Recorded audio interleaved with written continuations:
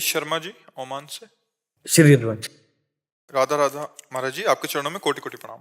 महाराज जी, आप कहते हैं ये शरीर की संरचना पहले से निर्धारित की जा चुकी है और हमें प्रारब्ध भोगना ही पड़ेगा, इसके मुताबिक ही ग्रह हमें दंड देते हैं। दूसरी तरफ आपके श्रीमुख से सुना है कि अगर हम नाम जप करते हैं तो सब ग्रह हमारे साथ हो जाते हैं। दोनों बातों में थोड़ा सा महाराज जी। बात ये देखने की है, अगर 100 ग्राम प्रारब्ध हो 500 ग्राम भजन है तो रौन देगा ना उसको। और अगर 5 ग्राम भजन और 500 ग्राम प्रारब्ध है तो क्या उखाड़ पाएगा? हमारी बात को समझ रहे हो? हमारे जन्म जन्म के ऐसे पाप कर्म से निर्मित, अब जैसे कौन सा भजन हमारा बकाया रह गया है, दोनों किडनी फेल है। अब ये प्रारब्ध भोग आया ना। अब इसे कहो शनिचर 7.5 लगा है, आप कहो कि मंगल बिगड़ा हुआ है, गुरु बिगड़ा हुआ है, या ग्रह नच, जो तुम बोलो सो बोलो, लेकिन है तो हमारा कर्म ना। इतना प्रबल प्रारब्ध है, क्योंकि अब शरीर को पूरा होना है तो भगवान की घर जाना है, तो जितना हिसाब किताब है वो सब बराबर किया जा रहा है। तो कोई कोई प्रारब्ध इतना बलवान होता है कि वो फिर भोगना पड़ता है। जैसे रामकृष्ण परमहंस जी का कौन भजन में कमी थी, गले में कैंसर, तो बड़े बड़े महापुरुषों का। तो कोई कोई ऐसे कर्म होते हैं जन्म जन्मांतरों, वो भोगना पड़ता है इसलिए। और कोई कोई ऐसे होते हैं कि जो नष्ट हो जाते हैं। तो हमारा भजन, अगर हम इसको चाहें तो प्रारब्ध को नष्ट कर सकते हैं, अगर भजन जोर का हो तो। पर फिर भजन का फल क्या रहा यदि चाह रह गई तो?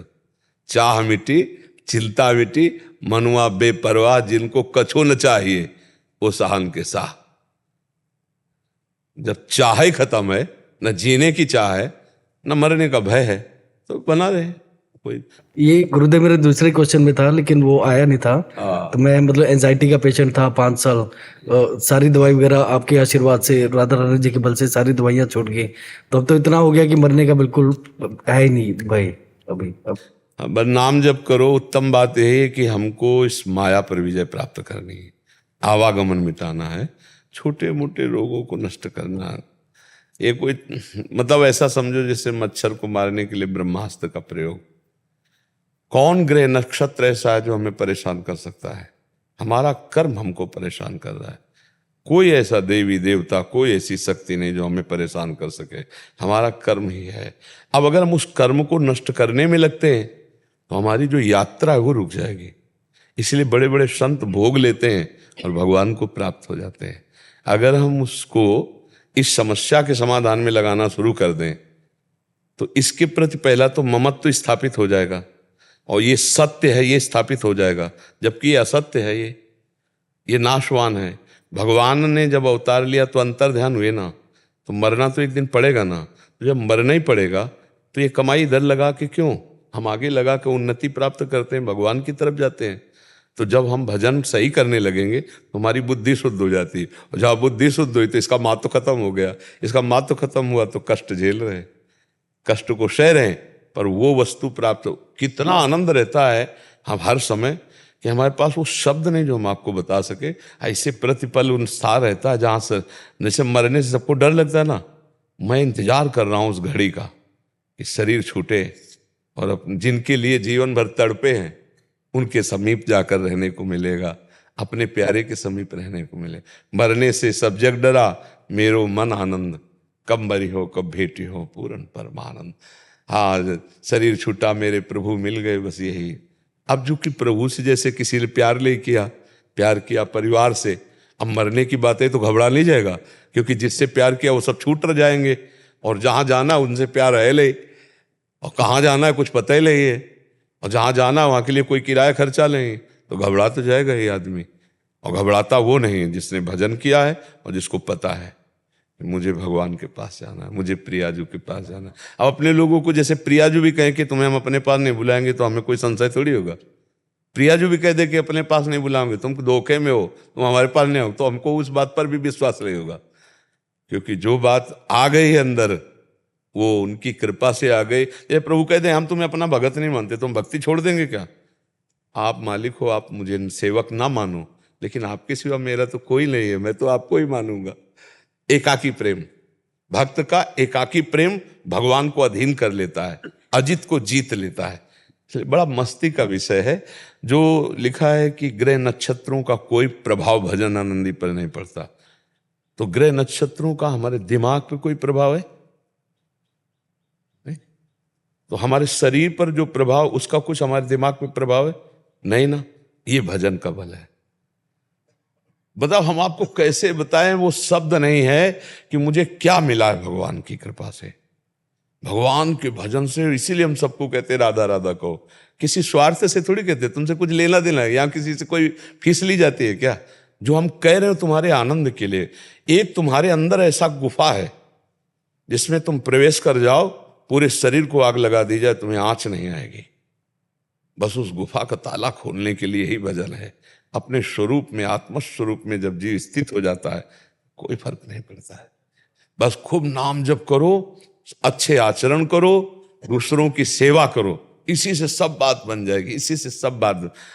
कोई भी ग्रह नक्षत्र, कोई भी जंतु, अब बोले घोड़े के नाल की अंगूठी बांध लो, घोड़े की दुर्दशा हो रही है नाल पहन करके रोड में, नहीं हो रही, और उसकी नाल की अंगूठी पहन करके तुम परम पद में पहुंच जाओगे, तुम स्वर्ग में चले जाओगे। ऐसा बुद्धि भ्रष्ट कर दी जाती है। हम तुमसे स्पष्ट कह रहे हैं, भगवान के नाम में नाम संकीर्तनम यस्य सर्व पाप प्रणाशनम। किसी से आशीर्वाद की ढकोसला की जरूरत नहीं। यार देखो, अगर कोई छूछा करके जैसे कहता है हम तुम्हारे रोग मिटा देंगे, हम ईमानदारी से कहते हैं, बचपन से लगे हैं जीवन में।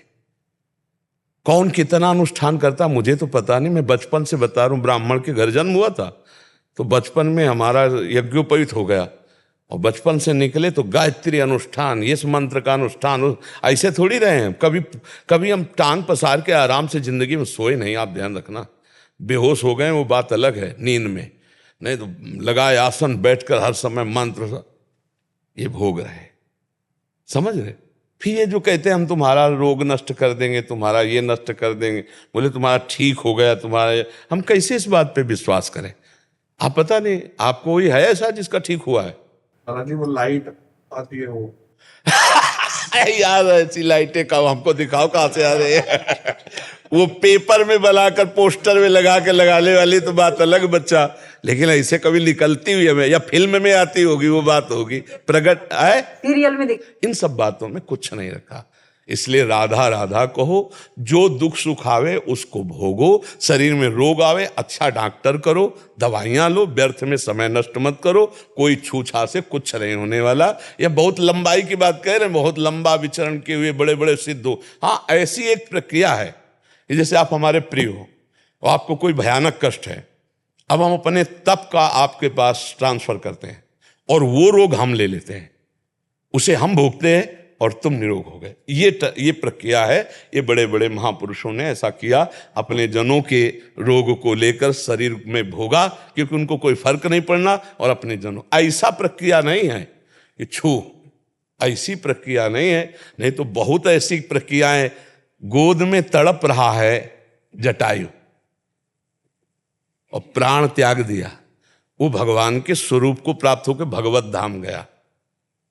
विचार, भगवान की गोद में है, भगवान उसको पुनः रख लेते, भगवान उसको बिल्कुल घाव रहित कर देते। भगवान है वो सर्व सामर्थ्यशाली, लेकिन भगवान ऐसा नहीं। शरीर छूटा, भगवत रूप धारण किया, गीद देह तज धरि हरि रूपा, भगवान के धाम में गया। तो हमें लगता है छल कपट नाटक नौटंकी में ना फंसा जाए, खूब नाम जप किया जाए, धर्म से चला जाए, दूसरों की सेवा की जाए, किसी से आशीर्वाद मांगने की जरूरत नहीं, अपने आप परम मंगल हो जाएगा। नीतीश कुमार जी बिहार से। राधा वल्लभ श्री हरिवंश प्रभु। राधा वल्लभ श्री हरिवंश महाराज जी। गुरुदेव भगवान आपके चरणों में कोटि कोटि नमन। गुरुदेव, दैन्य कब होना चाहिए, सतर्क कब रहना चाहिए और कब डरना चाहिए? क्या चीज? ये कह रहे हैं कि उनको संशय बना रहता है कि यहाँ मैं दैन्य बनूं या यहाँ मैं सतर्क रहूं या यहाँ मुझे डरना चाहिए। यहाँ बनने वाला दैन्य थोड़ी, बनावटी दैन्य की चर्चा थोड़ी की गई है। वो तो स्वाभाविक दैन्य, अहंकार रहित पुरुष ही दैन्य होता है। बनावटी दैन्यता को तो नौटंकी नाटक में भी किया जाता है, दम्भ में किया जाता है। तो ये बनावटी दैन्यता थोड़ी कि हमको हमें स्वाभाविक अहंकार रहित होना है। कोई ऐसा सृष्टि में नहीं कि अहंकार रहित पुरुष का किसी भी तरह से अमंगल कर सके, क्योंकि जो अहंकार रहित पुरुष होता है उसकी रक्षा भगवान स्वयं करते हैं। जब तक अहम रहता है ना, तब तक वो दैन्य बनावटी होता नहीं होना था। वो बनावटी दैन्य होता है, जब उसको बार बार छेड़ दे तो उसकी दैन्यता का नाटक खुल जाएगा, अपने आप फिर कहेगा हो गया, बहुत हो गया, अब दोबारा करोगे ना तो हम तो फिर वो स्वरूप असली आ जाएगा। बनावटी असली दैन्यता ये होती है कि वो भगवान को सामने देखता रहता है, करें करावें आपसे। अगर आप गाली दोगे तो देखेगा मेरे भगवान इस रूप में मुझे गाली सुनवाना चाहते हैं, इसलिए शांत हो सुनता है, उसको कभी क्रोध नहीं आएगा। तो ये दैन्यता की कहाँ करनी चाहिए कहाँ नहीं करनी तो बुद्धिगत है, उसे दैन्यता नहीं कहते, वो बनावटी होती है।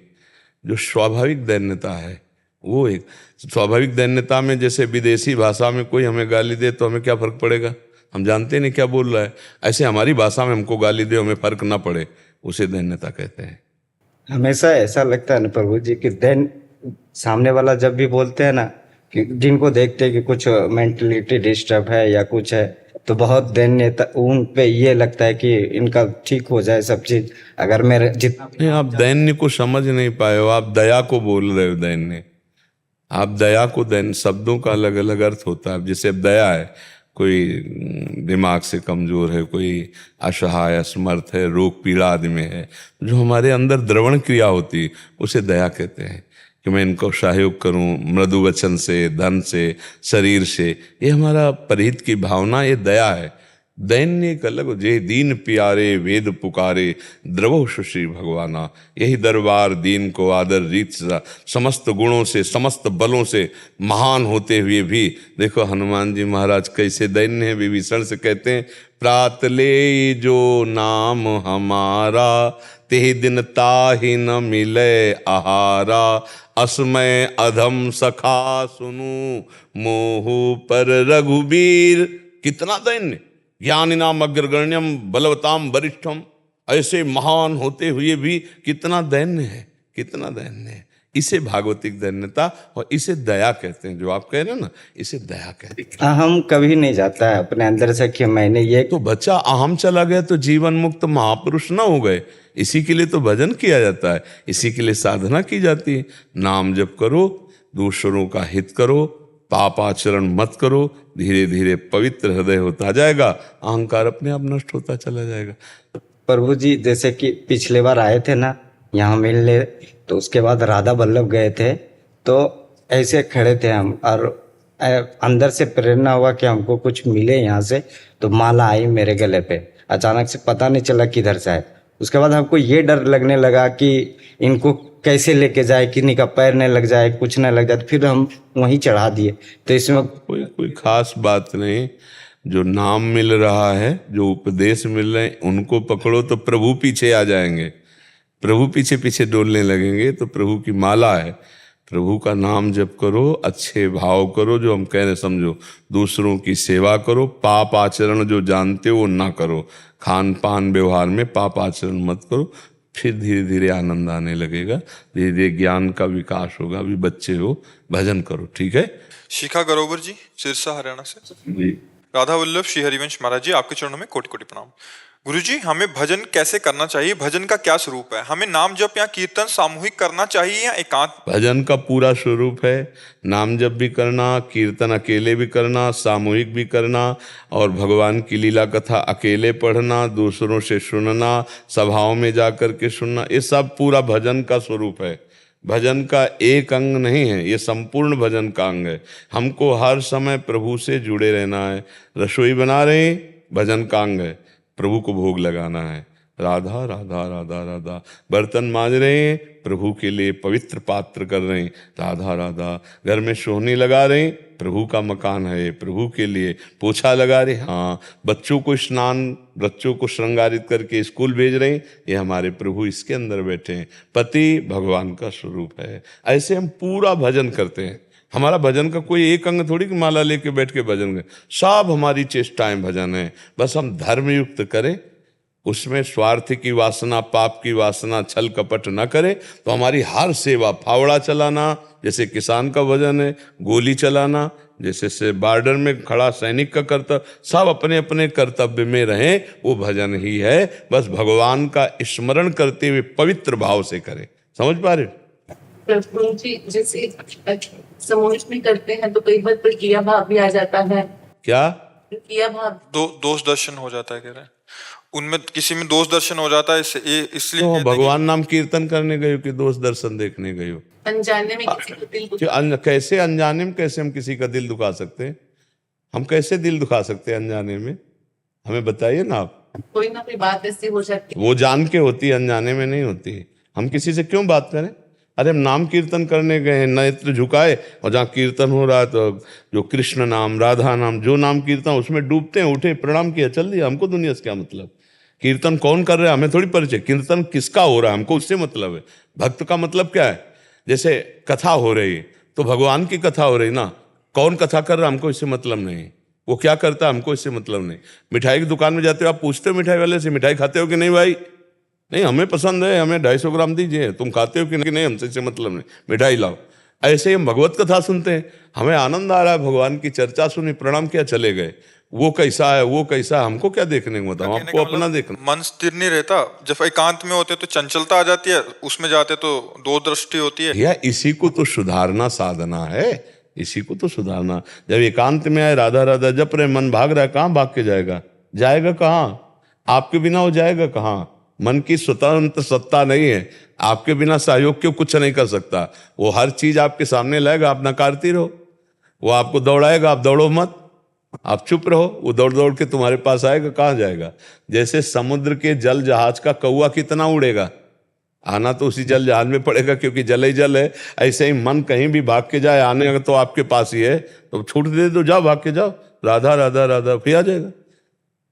और भागो, तुम भागो भागो, जाओ संसार में, राधा राधा राधा राधा, वो फिर आ जाएगा।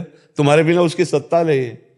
अच्छा, अब हम कीर्तन में जा रहे हैं तो दोष दर्शन देखने जा रहे हैं। कीर्तन वो बोल रहा है कृष्ण कृष्ण, हम कान से सुन रहे हैं, आंख झुकाए बैठे हैं। कीर्तन हुआ, प्रणाम किया, चल दिया। कथा हुई, सुना, चल दिया।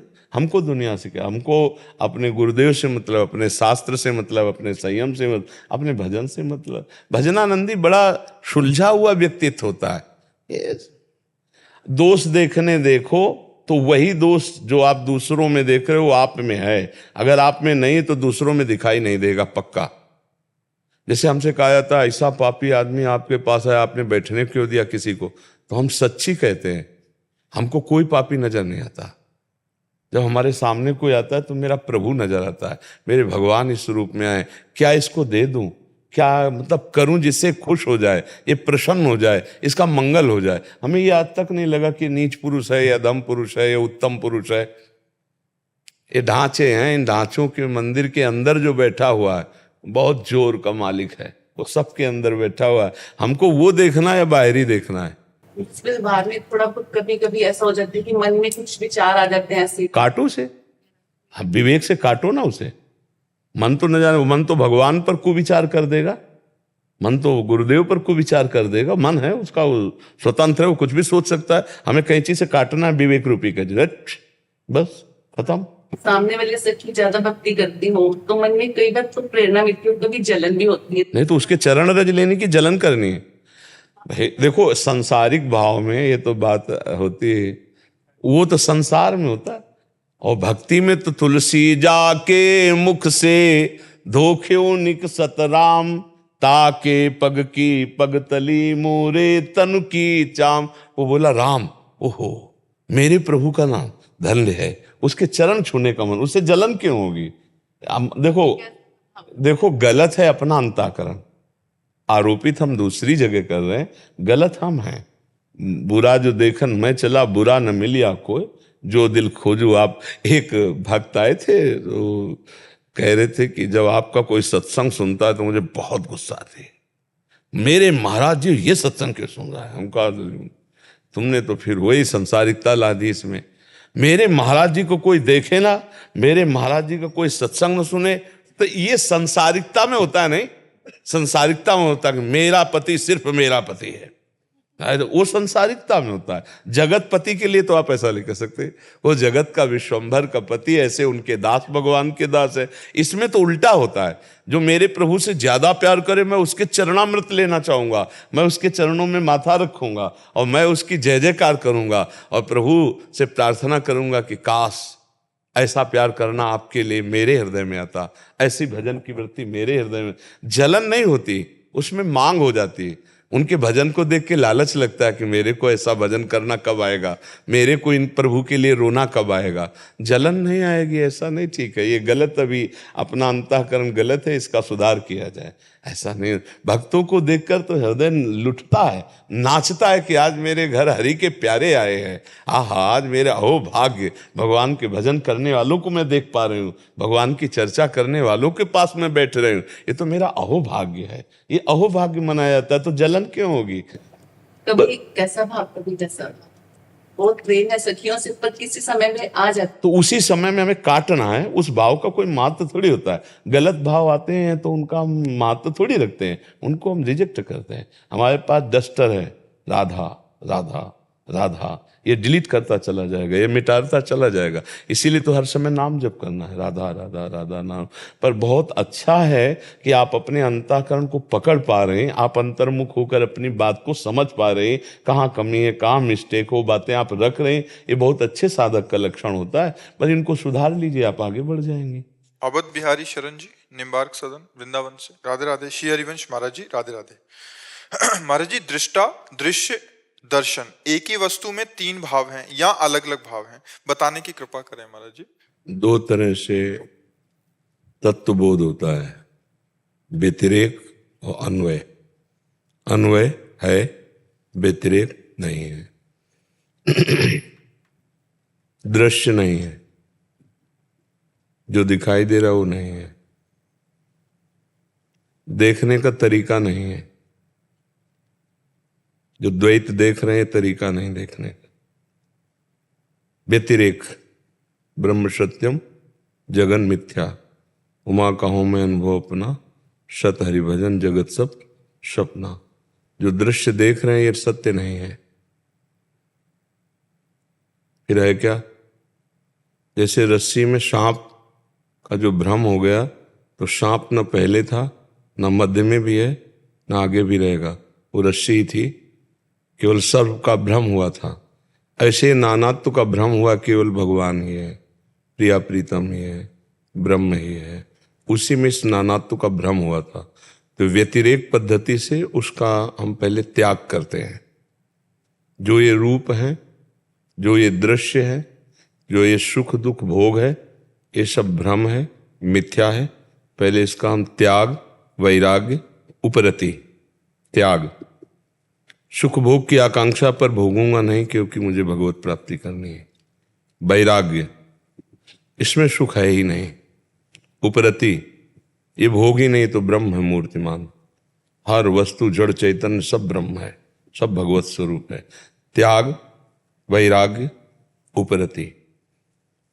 जब हम अन्वय में पहुंचे, अन्वय माने है, फिर लौट के देखा तो सब वही है। सर्वम खलमिदम ब्रह्म, वही है, दूसरा नहीं। पर वहां तक पहले है तक पहुंचने के लिए ये नहीं है, ये नहीं है, ये नहीं है, ये अवश्य करना चाहिए। अवश्य बिना त्याग के, बिना वैराग्य के, बिना उपरति के तत्व बोध नहीं होता, तत्व ज्ञान की बातें हो जाती हैं। जब तक इंद्रियां भोगों में रत हैं, अंतःकरण मलिन निर्णय कर रहा है, तो स्वरूप तो जैसा पहले था वैसे ही अब है, आगे भी वैसे ही रहेगा। बोध किसको होना है? अंतःकरण की समता को।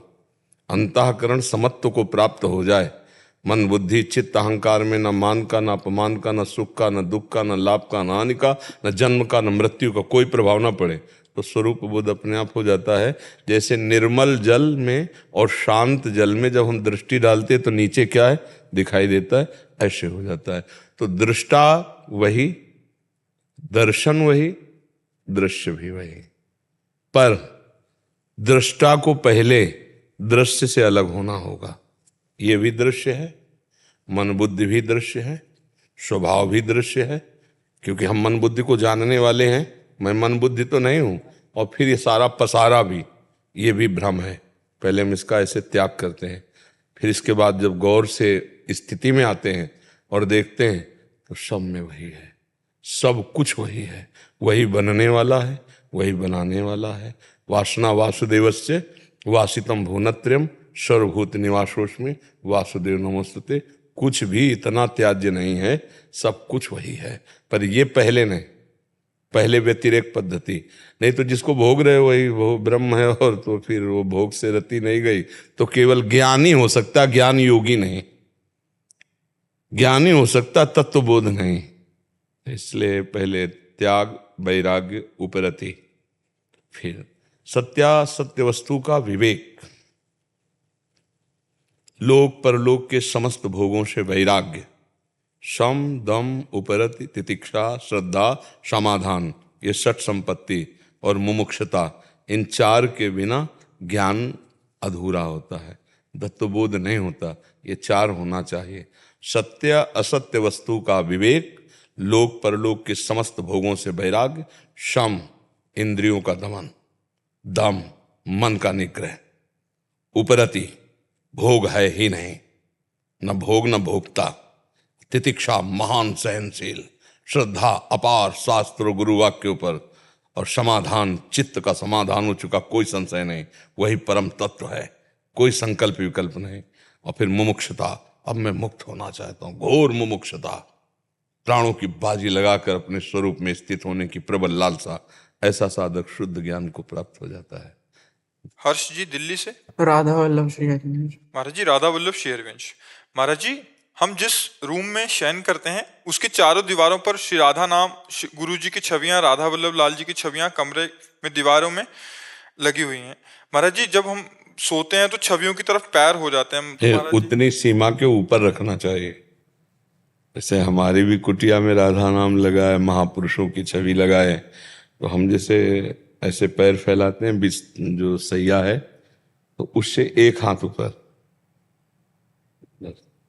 दीवार बड़ी होती ना, हाँ, तो सब जगह एक सीमा में ऐसे नाम लगे हुए हैं ऊपर, जहां हमारे पैर फैलाने पर सामने ना नाम है ना कोई छवि, ऊपर से ऐसे। तो ऐसा करो, जरूरी पैर के सामने छवि लगा। महाराज जी वो ऊपर की साइड ही लगा रखे, तो फिर कोई परेशानी नहीं। ऐसा लगता है गुरुदेव भगवान तुम्हें आशीर्वाद। नहीं, ऐसा सोचो कि गुरुदेव की हमारी दृष्टि एक हो रही, पैर के सामने नहीं होना चाहिए। महाराज जी इसलिए ऐसा लगता है महाराज जी तो हमें आशीर्वाद दे रहे हैं, हम तो ऐसे लेटे अपने दोनों चरण उनके आगे। हाँ, तो बस यही तो हमारी महानता है कि हमने ऐसे बड़े को अपना माना है। तो जैसे बच्चा माँ की गोद में शौच भी कर सकता है, लघुशंका भी कर सकता है, क्योंकि वो मेरी माँ है नहीं? हाँ, तो ऐसे हम बच्चे हैं, हम छोटे, हमारे प्रभु, हमारे गुरुदेव, हमारे इष्ट देव, उनका नाम चारों तरफ हमारे लिखा हो। इस पे चिंता नहीं करते। ऐसे चिंता करोगे तो बड़ा फिर मन परेशान करने लगेगा। नहीं, ऐसे नहीं, एकदम मस्त रहो। देखो, चरणों में सबके हरि का वास है, इसीलिए चरण धोए जाते हैं, इसलिए चरण छुए जाते हैं सबके। सबके हरि का वास है चरणों में, चरणों में सबके हरि भगवान का वास है, इसलिए सबके चरण छुए जाते हैं। बहुत जब आगे ज्ञान हो जाएगा ना, तो ये भी हरि तो है, हरि ही तो बले हुए है, और वो आगे चलकर, अभी ठीक है, ऐसे भाव से चलो। जब ये हरि को दे दिया, जैसे हमें कपड़ा दे दिया, हम इसको सर पे बांधें, ओढ़ लें, पैरों पे बांधें या बिछा लें, ऐसे ही। अगर सर पे बांधे तो थोड़ी कहेगा कपड़ा, या चरणों में बांधे तो वैसे हमारा तन मन प्राण प्रभु को समर्पित है। अब हम प्रभु के हो गए हैं, अब ये वस्तु प्रभु की हो गई। अब मेरे पैर प्रभु की तरफ है, ये मैं नहीं देखना, अब तो प्रभु का शरीर है, प्रभु के लिए समर्पित है। पर जब तक ऐसी उच्च कोटि की भावना नहीं आती, तब तक हमको ऐसे अपने चरणों के जिस्ट सामने छवि नहीं, ऊपर लगा देंगे, ऊपर ऐसे चारों तरफ लगे हुए भगवान नाम, भगवान रूप, उसका हम दर्शन करते हैं। कितना सौभाग्य, उठते बैठते राधा राधा राधा, और संत महापुरुषों के दर्शन। हाँ, उत्तम बात। आशीष जी, ज्योत्सना जी दिल्ली से। श्री हरिवंश महाराज जी। राधा वल्लभ श्री हरिवंश। महाराज जी, महाराज जी, हम पिछले 1 वर्ष से आपका सत्संग सुन रहे हैं यूट्यूब के माध्यम से। महाराज जी, आपके एक सत्संग में सुना था कि जहां हो वहीं से इस ट्रेन पर बैठ जाओ। अब हम राधा नाम के भरोसे और आपके सहारे बैठे हैं, परंतु महाराज जी एक पल आनंद लगता है और दूसरी तरफ भीतर से ऐसा डर बैठता है कि कहीं टीटी बीच में आके ट्रेन से उतार ना दे। यहाँ टीटी भी वही है, ट्रेन भी वही है, मंजिल भी वही। यहाँ दूसरा कोई हो तो डर लगे, टीटी नहीं है यहाँ नहीं। आप चिंता मत करो, यहाँ टिकट की चेकिंग नहीं होती। यहाँ गाड़ी में बैठ ही वही सकता है जिसको पास कर दिया गया है।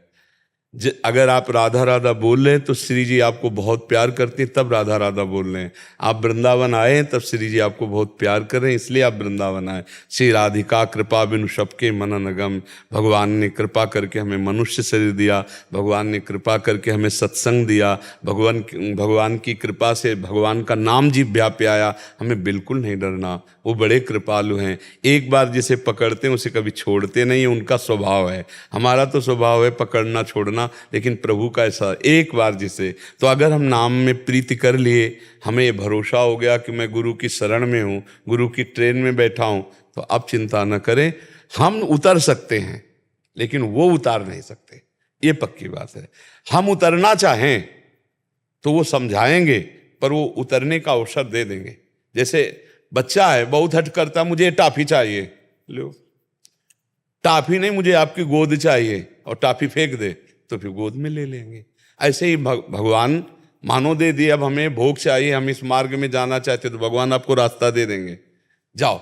अगर नहीं जाना चाहते तो आपको अपना रास्ता दे देंगे। भगवान बड़े कृपालु। जो इच्छा करियो मन माही, हरि प्रसाद कछु दुर्लभ नाही। भगवान अंदर से कहेंगे गलत मार्ग है, लेकिन आप जाना चाहते हो तो वही बता देंगे आपको कि ऐसे से ऐसे जाओ, क्योंकि उन्हीं का पूरा रचा हुआ बगीचा है। बुरा देखना चाहते हो कि अच्छा, दोनों में वही आपको बल देंगे और आपको बुद्धि देंगे, क्योंकि दोनों उन्हीं के मार्ग हैं, और दोनों का परिणाम भी वो बता देंगे कि बुरे का परिणाम ये है, अच्छे का परिणाम ये है। तो आप ये तो डरो मती कि चेकिंग हो जाएगी, उतार दी जाओगे। ले महाराज जी, अगर उदंडता होती है तो आप ही कहते हैं कि वो तो बड़े कृपालु हैं, बट उनकी शक्तियां इतनी वो हैं, तो भले वो स्टेशन पे उतार देंगे कि ये ट्रेन निकली, पहुंचना तो लक्ष्य पे है ही है, जैसे आपने बोला एक बार। इसमें क्या होता है, अगर उदंडता भी होगा तो शासन भी ट्रेन में ही बैठा के होगा। थप्पड़िया ट्रेने में दे जाओगे, उतारा ले जाएगा। हाँ, उसी में आपको ज्ञान उपदेश होगा, उसी में आपका हृदय जलेगा, उसी में आपकी परेशानी होगी, लेकिन आपको महसूस होगा कि हम पर बहुत गुरु कृपा है। ये नहीं होगा कि हमारा त्याग हो गया। क्या ट्रेन पे उतारने का मतलब है हमारा त्याग हो गया, हम विमुख होकर भोगों में भटकने लगे, ऐसा नहीं हो सकता।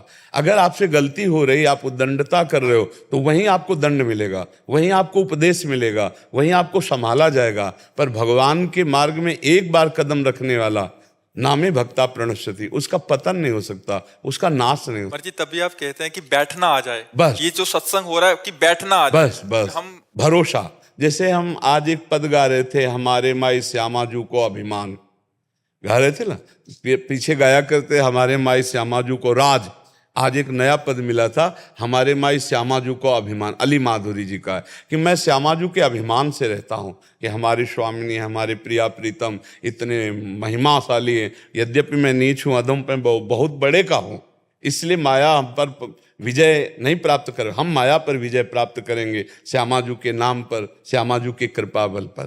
तो इसलिए हमको बच्चा डरना तो केवल इस बात से है कि हम कहीं श्यामाजू के विरुद्ध आचरण ना बन जाए, बकाया वो सब संभाल लेंगे। पर हमें बहुत अच्छा लगा कि आप इतनी छोटी अवस्था में भक्ति के प्रति इतना समर्पित हैं। आपके ऊपर विशेष कृपा श्री जी की है, विशेष कृपा। जैसे बाल्यावस्था से भजन मार्ग में लगना विशेष कृपा, वयोवृद्ध होकर के भगवान से विमुख विशेष अकृपा। वृद्ध हो, मरने जा रहे हो, अब भी तुम्हें भगवान का नाम, विशेष अकृपा मतलब विशेष अकृपा, दुर्भाग्य। गरीब होकर किसी को देने की इच्छा रखना विशेष कृपा, और धनी होकर किसी को कुछ देने की इच्छा न, विशेष अकृपा, विशेष अकृपा।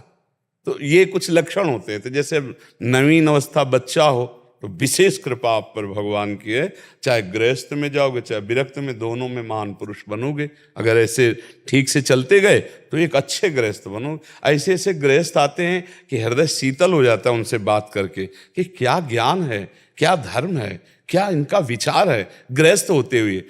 तो अगर भगवान के मार्ग में चले तो गृहस्थ भी हृदय को शीतलता प्रदान करने वाला। ऐसे ऐसे गृहस्थ हैं कि जिनके चरण छूने का मन होता है कि इतना प्रभु से प्यार करते हैं, इतना प्रियालाल से प्यार करके धर्म में चलते हैं। ऐसे भी गृहस्थ हैं, और ऐसे भी लोग हैं कि मिलने के बाद लगता है भगवान आज हमसे कौन सा पाप बन गया जो ये मिले। ऐसा लगता है कि ये क्यों मिले, नहीं मिलना चाहिए। ना वो बात है, ना वो लगन है, ना वो मिलना है प्रभु से, ना मिलन की चाह है। वही संसार, वही प्रपंच, वही सांसारिक नेतागिरी वाली बात तो लगता नहीं। कितने ऐसे गृहस्थ जिनके मिलने के बाद पीछे याद आता है कि यार कितना कृपा है इनके ऊपर कि गृहस्थी में पत्नी पुत्र परिवार आदि में रहते हुए इतना सुंदर भजन कर रहे हैं, इतने संयम से चल रहे हैं, इतने भाव से चल रहे हैं। तो अच्छे गृहस्थ, अच्छे विरक्त बनने के लिए इसी अवस्था से परिवर्तन होता है। तो डरो मत तुम, हमारी तुम्हारी दोस्ती पक्की है। अगर मान लो टीटी चेक करने लगे और कोई सरकारी बड़ा ऑफिसर बैठा हो, वो कह दे हमारे, तो फिर वो भी ऐसे करके चेक चला जाएगा। ले हाँ, तो हम बड़े ऑफिसर से जुड़े, श्यामाजू, गुरुजू, फिर ऐसे तो बड़े ऑफिसर से जुड़े हुए। हमारी एक चैन है, नहीं उसी चैन में हम चैन से है, तो इसलिए तुम्हें डरना है। तुम भी तो उसी चैन में जुड़ गए है। ले ट्रेन क्रम बाई क्रम इंजन से जुड़ी होती है ना, डिब्बे में कोई दम नहीं होता, इंजन के दम से डिब्बे में इंजन से भी ज्यादा लोग बैठे होते हैं, और जहां इंजन जाता है वहीं डिब्बा भी पहुंच जाता है। तो हम सब श्री जी की कृपा से श्री जी को प्राप्त होंगे, तभी तो ये अवसर दिया है श्री जी ने। हमें बहुत अच्छा लगा कि तुम इतने छोटे बच्चे होकर भक्ति विषयक, धर्म विषयक ऐसी अभिलाषा रखते हो। भगवान कृपा करें, आगे बुद्धि शुद्ध रहे, क्योंकि ये अवस्था तो अभी बड़ी कोमल अवस्था है। आगे एक भूत अवस्था आती है, जवाली जो है ना, ये भूत अवस्था है, उद्दंडता वाली। अगर इसमें संभल गया तब तो फिर महापुरुष बन जाता है जी। शलभ जी, रामपुर। राधे राधे। जय श्री राधे महाराज जी, आपके चरणों में कोटि कोटि प्रणाम। महाराज जी, अपने प्रियजन द्वारा कष्ट दिए जाने पर मैं इसे अपना प्रारब्ध मानकर सह लेता हूँ, परंतु ऐसे में एक प्रश्न मन में बार बार आता है कि मेरा तो ये प्रारब्ध हुआ, परंतु मुझे दुख प्रदान करने वाले व्यक्ति का ये नवीन कर्म है या वो एक निर्मित। असल बात बच्चा, ये दुख सुख अज्ञान के द्वारा माना हुआ है, इसकी सत्ता नहीं है। जब तक इसकी सत्ता मानोगे, जैसे रस्सी में सांप की सत्ता नहीं है, मानोगे उसे कि नहीं सांप तो है, तो तुम्हारे भय को नष्ट नहीं किया जा सकता। जब तक तुम वहां नजदीक नहीं जाओगे और तुम ये देख नहीं लोगे कि ये रस्सी है, सांप नहीं है, तब तक लाख हम समझाएं तो तुम्हारी समझ में नहीं आएगा। बच्चा, कोई यहां नहीं है जो तुम्हें कष्ट देता है। तुम्हारे विचार, तुम्हारे पूर्व किए हुए कर्म, वही तुम्हें दुख दे रहे हैं। वो व्यक्ति नहीं है, वो परमात्मा स्वरूप है। अध्यात्म में ऐसे देखा जाता है, वो व्यक्ति नहीं है, उसके अंदर परमात्मा बैठा हुआ है। उसके अंदर से जो क्रिया हो रही है, जो मुझे प्रताड़ित किया जा रहा है, जो मुझे विक्षेप डाला जा रहा है, ये मुझे पावन किया जा रहा है, वो तो एक निमित्त मात्र है। मेरा कर्म उसके सर पर सवार होकर मुझे दंड भुगता रहा है। प्रतिपल कटु वचन, प्रतिपल छल कपट, प्रतिपल हमारे साथ धोखा, वो मेरे कर्म का फल है। उसको कर्म के फल की तरफ मुझे नहीं देखना, उसके अंदर बैठा हुआ परमात्मा मुझे भुगता रहा है। शुद्ध अध्यात्म की बात। अगर व्यवहार की बात देखें तो हम अपने कर्म को भोग लेते हैं, वो जो करेगा वो भोगेगा। उसके विषय में हम क्यों चिंतित हों? हमको अपने कर्म को भोग लेना, अपने को संभाल लेना है। ये व्यवहार की बात कह रहा हूं। अध्यात्म में और कोई किसी को दुख नहीं देता है, कभी नहीं देता है। हमारा कर्म होता है तभी वो दुख मिलता है, पक्का समझो। अगर हमारा कर्म नहीं तो हमारा पड़ोसी बहुत अच्छा होगा, हमारे परिवार के लोग बहुत अच्छे होंगे, देख देख के सुखी हो गए। और कर्म बिगड़ा है तो दरवाजे के सामने वाला ही बिगड़ा ऐसा होगा, उठते बैठते चलते फिर तो वो मतलब डिस्टर्ब करता रहे। तो कर्म के अनुसार से हमें वास, कर्म के अनुसार से हमें वैसे परिवार का संयोग, कर्म के अनुसार से हमारे वैसे विचार बन जाते हैं। विचार भी तो दुख देते हैं बच्चा, कभी देखते हो आप अंदर? विचार ही दुख देते हैं। बेमतलब के कल्पनात्मक संकल्प विकल्प करके हमको जलाते रहते हैं, वो हमारा कर्म ही तो है। विचार ही सुख देते हैं। कोई ऐसा विचार है आंखों में आंसू हो गया, आनंद आ गया, पुलकित हो। कोई ऐसा विचार है जल के राख हो गया, गुस्सा कर गया, गालियां अंदर से निकलने लगे। अगर वो आदमी ऐसा ना करता तो मुझे ऐसा ना। विचार इसीलिए हम कहते हैं नाम जप करो, नाम जप करो, तुम्हारे विचार शुद्ध हो जाए। जैसे विचार शुद्ध है और सामने वाले ने गाली दिया, तुरंत हमारे विचार में आया हमारे किसी पाप का मार्जन हो रहा है। बेचारा तो निमित्त है, वो तो निमित्त है। कारण उसको गाली देने के लिए प्रेरित करने वाला तो भगवान है, और वो इसलिए कर रहा है कि मेरे किसी कर्म का मार्जन कर रहा है, तो उसको बेचारे को क्या दे। जैसे अपनी जबान दांत से कट जाए, हम किसको गाली देंगे? अपने हाथ से अपने चोट लग जाती है, हम किसको गाली देते हैं? तो चूंकि अब वो अपना हाथ है इसलिए मुझे किसी पर गुस्सा नहीं आ रहा, तो ऐसे ही उसका भी हाथ उसी कर्म से प्रेरित है और वो हमें पीट रहा है, तो हमको गुस्सा नहीं होना, हमें सह लेना है। अब व्यवहार में अगर देखते हैं कि वो आदमी बड़ा नीचता का व्यवहार करता है, तो वो अपने कर्म का फल भोगेगा। हम प्रार्थना करें भगवान से कि उसकी बुद्धि शुद्ध हो जाए, वो अच्छा आदमी बन जाए, वो दुख ना भोगे, तो उसका पलट कर हमारे ऊपर प्रार्थना का असर आएगा कि हमारी बुद्धिमान हो जाएगी, हमें दुख प्रभाव नहीं डाल पाएगा। समझ रहे? एक राजा जब पधारे तो बहुत धर्मात्मा थे, बड़े पुण्यात्मा थे, भक्त नहीं थे। हम भक्त बात अलग होती है, जो भजन करता है वो बात अलग होती है। तो यमराज जी बड़े आदर से उनको लेकर के गए, पुण्यात्मा को बड़े आदर से, पर उनसे भी कुछ पाप हुए थे। तो कहा इनको नर्क तो नहीं भगवाना, केवल इनको नर्क दिखा दो। अब नर्क का दुख देखना ही, अब वहां जो ही गए तो हाहाकार मचा था, कहीं कोल्हू में पेरा जा रहा है, कहीं आग में जलाया जा रहा है, वो बहुत एकदम कंपा, इतना दुख जीवों को मिल रहा है। थोड़ी देर में सब कोई शांत हो गया। तो उन्होंने यमदूतों से पूछा शांत कैसे हो? बोले आप पुण्यात्मा हो, धर्मात्मा हो, आपके खड़े होने मात्र से पूरे नरक के प्राणियों को दंड देना बंद कर दिया गया, इसलिए वो सब शांत हो गए। तो उनका अच्छा, मैं यहां से जाऊंगा फिर इनको दंड मिलेगा? बोले हाँ। बोले कभी नहीं जाऊंगा। बोले ऐसा नहीं हो सकता, यहां वही रहता है जो पाप कर्म करता है, यहां तुम रुक नहीं सकते, केवल तुम्हें देख के तुरंत स्वर्ग लोक जाना है। उनका कभी नहीं जाऊंगा। तो ये यमराज ने यमदूतों से कह दिया था बड़ा पुण्यात्मा, इसके साथ जबरदस्ती कुछ नहीं करना। तो उन्होंने सूचना पहुंचाई यमराज से, यमराज जी आए, उनका तुम्हें लेने के लिए देवराज इंद्र आ रहे हैं, इतने पुण्यात्मा तुम हो, नरक में कैसे रुको? तो बोले अच्छा ये पुण्यों का प्रभाव जिससे इनका दुख शांत हो गया? बोले हाँ। तो बोले मैं संकल्प करता हूं कि जितना भी मन वचन कर्म से अपने जीवन में पुण्य किया है, इन सब नरक के प्राणियों को देता हूं और सब ये स्वर्ग जाएं और मैं नरक भोगूंगा, मैं किसी को दुखी नहीं देख सकता। यमराज ने आश्चर्यचकित हो गए कि ऐसा? तो उन्होंने कहा तुम नरक तो नहीं रुक सकते। बोले क्यों? जब हमारे पुण्य सब नष्ट हो गए, हमने सबको दे दिया, तो हम नरक भोगेंगे? बोले नहीं, इसका भी पलट कर तुम्हें पुण्य मिलेगा, अब तुम ब्रह्मलोक जाओगे, स्वर्गलोक नहीं जाओगे, अब तुम ब्रह्मलोक जाओगे। तो समझ रहे हो, हमारा कोई अहित कर रहा है और हम ये प्रार्थना करें भगवान इसकी बुद्धि शुद्ध कर दो, भगवान इसको कभी दुख ना पहुंचे, तो वो पलट कर जो लौट के आएगा, बड़ा दुख का नाश करने वाला, बड़ा सुख प्रदान करने वाला। और जब हम किसी को कहते हैं इसका नाश हो, अब वो पलट के आएगा, तो उसको मिला कि नहीं मिला, लेकिन हम तो हमारे शुरू हो जाएगी हाथ से जलन होना, द्वेष होना, क्रोध होना, अशांति होना। तो बच्चा आए हो आप अध्यात्म समझने, व्यवहार नहीं। अध्यात्म में प्रार्थना, भगवान मेरे को ऐसी सामर्थ्य दो कि मैं सह सकूं और इसको ऐसी बुद्धि दो कि इसकी बुद्धि शुद्ध हो जाए, हे नाथ आप कृपा करो। अध्यात्म तो ये कहता है बच्चा, समझ रहे हैं? हाँ, अपने ऊपर के लिए सिर्फ, अगर किसी और के ऊपर कोई अनर्थ कर रहा है, अधर्म कर रहा है, फिर हम टूट पड़ेंगे, प्राणों की बाजी लगाकर उसकी रक्षा करेंगे, उसको बचाएंगे। ये परमार्थ का जो स्वरूप है ये ऐसा। हम सह सकते हैं, लेकिन हमारे धर्म, हमारे राष्ट्र, हमारे ऐसे समाज के प्रति आप करोगे, फिर नहीं सह पाएंगे, फिर उसकी रक्षा के लिए हम आपके सामने विरोध खड़ा कर देंगे। समझ रहे आप? जैसे हमें गाली दो हम सह जाए, हमारे भगवान को गाली दोगे, हमारे गुरु को गाली दोगे, हमारे धर्म को गाली दोगे, तो हमारी जबान बंद कर दें, अभी इसी क्षण आवेश आ जाएगा।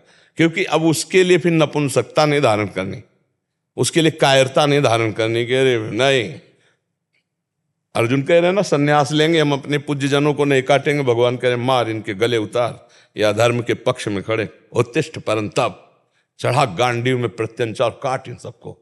तो अपने सहने की बात हो सकती है, लेकिन धर्म का नाश अगर कोई कर रहा है, हमारे राष्ट्र पे आ रहे, हमारे समाज पे आ रहे, फिर हम वहां नहीं सहन करेंगे। कुछ सहन करने की सीमाएं हैं, समझ पा रहे आप? अपने को कष्ट दोगे तो सहन करेंगे, तुम्हारा मंगल मनाएंगे। तो ऐसे चला जाता है। इसमें कोई संशय इसमें? गुरुदेव जैसे दुख तो अब जैसे आपके वचन सुनते हैं तो दुख तो सहने का सामर्थ्य आने लगा, मतलब ये अच्छा लगता है कि चल दोबारा शायद ये भी बढ़िया हो रहा है हमारे साथ, जी। मतलब आगे के लिए अच्छा, बहुत बढ़िया हो रहा है, आगे के लिए बहुत अच्छा हो रहा है। लेकिन ये जो प्रश्न परिवारजनों के साथ, हमारे अपनों के साथ होता है, अपने ही करते हैं जब, तो मन में ये वाला प्रश्न आता है कि जैसा अगर वो प्रारब्ध है हमारा, तो इनका तो फिर ये नवीन कर्म अगर ये पहले से उसी की काट बताई है कि उसमें भगवत भाव देखो। वो तो बेचारा यंत्र है, तुम्हारा ही कर्म कर रहा है उसमें, उसके लिए ये मत सोचो कि उसका नवीन कर्म बन रहा है कि नहीं बन रहा है। उनके लिए कष्ट की वो नहीं बिल्कुल भी। इसीलिए तो प्रार्थना करो भगवान तो से, कल्याण चाहिए अब। हाँ इसीलिए भगवान से एक एक शब्द में उत्तर छुपा होता है बच्चा। अभी जैसे हमने कहा ना, आप उनके लिए भगवान से प्रार्थना करो, उनका मंगल हो, उनकी बुद्धि शुद्ध हो, कहा नहीं तो मंगल हो जाएगा उनका, और वो मंगल लौट के आपका महामंगल कर देगा। एक एक शब्द अगर गौर से सुनोगे तो तुम्हारे अंदर प्रश्न ही नहीं रह जाएगा, क्योंकि वो अनुभूत वचन निकलने तुम्हारे प्रश्नों का समाधान अपने आप उसी में है। सुन लो गौर से केवल, ठीक है। अजय यादव जी अयोध्या से। श्री हरिवंश महाराज जी। महाराज जी, जब भी कोई किसी पशु को मारता है, खाने की बात करता है, तो महाराज जी गुस्से कंट्रोल नहीं आता मेरा। मैंने भगवान से आज तक कुछ नहीं मांगा, बट अपने मित्र माधव से परशुराम जी का फरसा मांगा है, जिससे सब मांसाहारियों को खत्म कर सकूं। ले तो वो पशुओं की हत्या करते, आप उनकी हत्या करोगे तो बात तो बराबर हो गई। आप में उनमें अंतर क्या हुआ, मुझे उत्तर दीजिए आप। उन्होंने किसी निर्बल पशु की हत्या कर दी, आपने उनकी हत्या कर दी, तो अंतर क्या रहा आपने उनमें? हो सके माधव हमें ही सेलेक्ट कर लें उस चीज के लिए। अगर सेलेक्ट किया होता तो हमारे पास ना भेजा होता। माधव ने आपको इसके लिए सेलेक्ट नहीं किया, इससे भी बहुत बलवान बनने की कोशिश। माधव की 3 लीलाएं हैं, ज्ञान है आपको। एक सृजन माने पैदा करना, और एक पालन माने रक्षा करना, और एक संहार माने नाश करना। तीनों लीलाएं उनकी आपको जब पता हो जाएगा तो आपको गुस्सा नहीं आएगा। जितना सृजन होना महान है, उतना ही पालन होना महान है, उतना ही विनाश होना उनका महान है। उस महान की तीनों ही लीलाएं होती हैं। हाँ, जो सज्जन पुरुष हैं उनको तो संत और शास्त्र के रूप में भगवान उपदेश कर ही रहे हैं। आप मांस मत खाओ, आप पशुओं की हत्या मत करो। लाखों लोगों ने इस बात को स्वीकार किया है और वो त्याग रहे हैं। क्यों? तो अगर हम भजन करें और भजन बल से उनकी बुद्धि का नाश कर दें जो गंदी है, तो वो बढ़िया रहा कि हम गड़ासे से उनका गला उतार दें, वो बढ़िया रहा। कितने को उतारोगे? इसके बाद तुम्हें गोली मार दी जाएगी। 2-4 को उतारो, इतने में तुम्हें गोली मार दी जाएगी। अगर आप बंदी नहीं बनाए गए तो गोली मार दी जाएगी, और बंदी बना लिए गए तो आपको आजीवन कारावास, फांसी भी मिल सकती है। तो बात तो सही नहीं हुई, क्योंकि आप स्वतंत्र तो हो नहीं। हमारा कानून आपके ऊपर हावी हो जाएगा, नहीं होगा, हावी हो जाएगा। आप बताइए, आप कितने को मारोगे? 2, 4, 5, 10, इतने में आप मार डाले जाओगे, या तो फिर आजीवन के लिए जेल और फांसी हो जाएगी। तो काम तो नहीं बन पाया ना। काम बनेगा हम ऐसा भजन करें कि हम संकल्प करें सबकी बुद्धि शुद्ध हो जाए। भद्रम कर्णे भी शृणुयाम देवा, भद्रम पश्येमाक्षिविरजत्राः, स्थिरैरंग स्तुष्टवाग्वं सस्तनुभिर्। सब मंगल हो। सब मैं कान से सुनूं तो मंगल, आंख से देखूं तो सबका मंगल। ये हम भजन बल से कर सकते हैं। देखो, दीपक में जितनी सामर्थ्य उतना अंधेरा हटाता है, ऐसे ही भगवान ने जितना सामर्थ्य दी उतना अंधेरा हट रहा है। हजारों का, सैकड़ों का, लाखों का, करोड़ों का, जितनी जिसको सामर्थ्य। तो ऐसे बच्चा सामर्थ्यशाली बनो कि दूसरे को उठाने की कोशिश करो, मिटाने की नहीं। अगर जो आदमी मांस खाता है, अगर वो मांस खाना त्याग दे तो बढ़िया आदमी हो गया कि नहीं? तो हम मारे के उसको, उसके मांस खाने की बुद्धि को मारते हैं। कैसे मारेंगे? हमारे समझाने तो समझेगा नहीं। अब हम भजन करेंगे, तपस्या करेंगे। जैसे माधव से मांगते हो कि फरसा दे दो, ऐसे माधव से मांगो कि मुझे इतनी सामर्थ्य दे दो कि मैं इन दुष्टों की दुष्ट बुद्धि का विनाश कर दूं और इनके अंदर अच्छी बुद्धि ले आऊं। ये बढ़िया बात रहेगी कि नहीं रहेगी? इसमें तो ना तुम्हें कानून व्यवस्था दंड देगी और ना भागवतिक व्यवस्था दंड देगी। और विनाश तो कर ही नहीं सकते तुम, मतलब तुम्हें तो वीर तो नहीं हो भारत में। अगर तुम सोचो कि हम परशुराम जी ने 21 बार क्षत्रियों का विनाश किया, तो भगवान ने क्षत्रिय रूप में अवतार लेकर रघुवंश में, और ऐसे सामने खड़े हो गए कि फरसा रख के साष्टांग दंडवत हो गए। परशुराम जी हुए कि नहीं? भगवान ही तो परशुराम है, भगवान ही राम जी रूप में, और क्षत्रिय वंश में अवतरित हुए रघुवंश में। और इन्होंने प्रण किया था कि क्षत्रिय विहीन कर दूंगा भूमि। नहीं हो पाई ना। तो जहां आप मान लो, तो आपसे भी मानसिक बलवान, बौद्धिक बलवान, आध्यात्मिक बलवान सृष्टि में एक से एक महान है। तो वो भले और राक्षसों में भी ऐसे हुए हैं कि ब्रह्मा भी थर्रा गए, ऐसे ऐसे राक्षस हुए। तो हम क्या करें? भजन बल बढ़ावें। हम विनाश तो नहीं कर पाएंगे। कितनों का विनाश करोगे? महाराज जी आप, हम एक खिलाड़ी हैं, 11 की हमारी टीम बनती है, 10 नॉन वेजिटेरियन है, मांसाहारी, इकलौता मैं एक किनारे। तो हम 9 खिलाड़ियों को ढंगाने से पूरे विश्व को आप मांसाहारी रही तो थोड़ी कर पाओगे। साल से हम खेल रहे हैं, इतना नरक मचा दिया हमारा, इतना नरक मचा दिया, यहाँ तक कि जो ऊपर पद पे हैं आपका चयन करने के लिए वो तक प्रेरित कर देते हैं कि नहीं आप नहीं खाएंगे तो आप में बल नहीं आएगा, आप खेल नहीं सकते। 14 साल से मैं इस चीज को चलाया जा रहा हूँ कि नहीं नहीं मैं चला ले रहा हूँ उनको। तो फरसा चलाओगे उनपे? महाराज जी नहीं मान रहे, वो नहीं मानेंगे। बच्चा तो शांति से रहे, धैर्य पूर्वक रहे, कोई ऐसी गलती मत कर देना कि तुम्हारा इतना सुंदर जीवन कानून के शिकंजे में फंस जाए।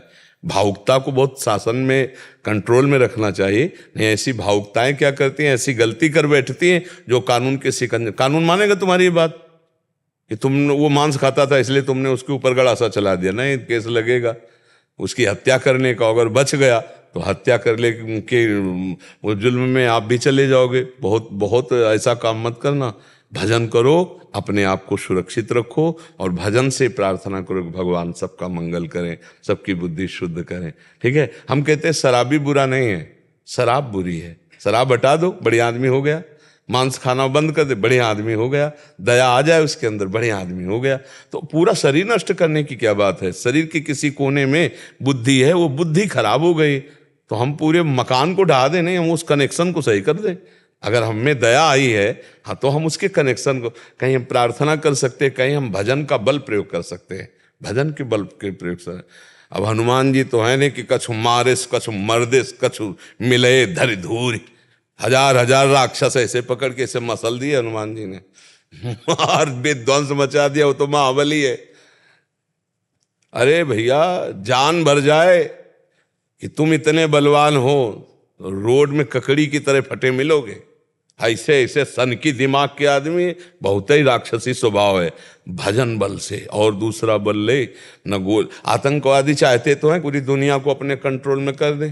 कंट्रोल आज तक नहीं कर पाए, जिंदगी में नहीं कर पाएंगे, नहीं कर पाएंगे। 1 2 4 10 20 इतना ढंगाओगे तो लेकिन तुम्हारा हिसाब किताब बराबर हो जाएगा। नहीं तो देखो ना, उनका तो साफा ही बांधे हैं इस बात का। चल पाता, उनके पास तो ट्रेनिंग है, उनके पास हथियार है, उनके पास समुदाय है, उनके पास बल है। तुम्हारे पास तो कुछ नहीं है, लेकिन वो कुछ कर पा रहे हैं क्या? बहुत बहुत इनके जगह किए और विध्वंस हो गए, मिटिया मेट हो गए, सर्वनाश हो गया। तो इसलिए विनाश की तो बात सोचो मती। आप प्रार्थना के द्वारा बुद्धि शुद्ध होने की बात सोचो। हमारे पास गोविंद ने इसीलिए भेजा है आपको कि आप अपनी बुद्धि शुद्ध रखो और दूसरों की बुद्धि शुद्ध करने के लिए प्रार्थना करो, भजन करो। बहुत अच्छे आदमी हो, जीवों पर दया की बात सोचते हो तो पर मनुष्यों पर भी तो दया की बात सोचो। जीव पर दया करते हो तो मनुष्यों पर भी दया करो। जो मनुष्य जीव के प्रति दया न रखे, हिंसा का भाव, तुम्हारा भाव उनके प्रति दया का बन जाए। हे भगवान, इनकी बुद्धि शुद्ध कर दो, इनको स्वस्थ रखो, इनकी बुद्धि शुद्ध हो जाएगी, अच्छे आदमी बन जाएंगे। नाथ, इन पर कृपा करो। ऐसे अपने लोग कार्य करते हैं। ठीक है? हाँ, भगवान बहुत आप पर कृपालु हैं, पर आपका उद्देश्य बढ़िया है, पर वो सोच गड़बड़ है। सोच को सुधार लो, उद्देश्य बढ़िया है। पशुओं की रक्षा करना, जीवों की रक्षा करना अच्छी बात है, लेकिन एक जीव की रक्षा करना, एक जीव की हत्या कर देना, ये उसका निराकरण नहीं हुआ। दोनों की रक्षा हो, दोनों का। अब देखो, कुछ ऐसी प्रथाएं चल गई हैं कि लोग भगवान के नाम पर, देवी के नाम पर पशुओं की हत्या करते हैं। बैल की हत्या, भैंस की हत्या, बकरे की हत्या, ये सब कुप्रथाएं हैं। ये कोई शास्त्र सम्मत नहीं, बेमतलब का वहां काट काट के रख दिए। देवी इससे खुश हो जाएंगी? या तो देवी प्रकट होकर के भाई कहीं कहा हो, कैसी मूर्खता की बात है। वो जगदम्बा है, वो भैंसे की भी माँ है, वो मुर्गे की भी माँ है, वो बकरे की भी माँ है। माँ है ना जगदम्बा, जगदम्बा है। भला अपने बेटे की बलि चाहकर कौन सी माँ प्रसन्न होती? ये सब कुप्रथाएं बच्चा चली, अब कैसे समझावे उनको, कैसे समझाए? अभी बाद में उसी जीव का मांस खाते हैं, बोले प्रसाद है देवी का, ये देवी का प्रसाद है। अरे देवी चराचर में वही बैठी हुई है, माँ बकरे में भी वही बैठी है। देवी प्रपन्नार्थ हरे प्रसीद प्रसीद मातुर जगत खिलस्य प्रसीद विश्वेश्वरी पाहि विश्वम तुमीश्वरी देवी चराचर से। वो चर अचर में वही विराजमान है। अब उसी को काट रहे हो, कह रहे हो अम्बा प्रसन्न। दुर्गति होती है ऐसे राक्षस भाव वालों की। तो बच्चा, उनको संभाला नहीं जा सकता। कोशिश करो आप अपने को संभालो जहाँ तक हो सके। ऐसे लोगों से बचो, ऐसे आहार से बचो। और जब विक्षेप पड़े तो राधा राधा राधा राधा नाम जप करो, उसी से शांति मिल जाएगी। ठीक है?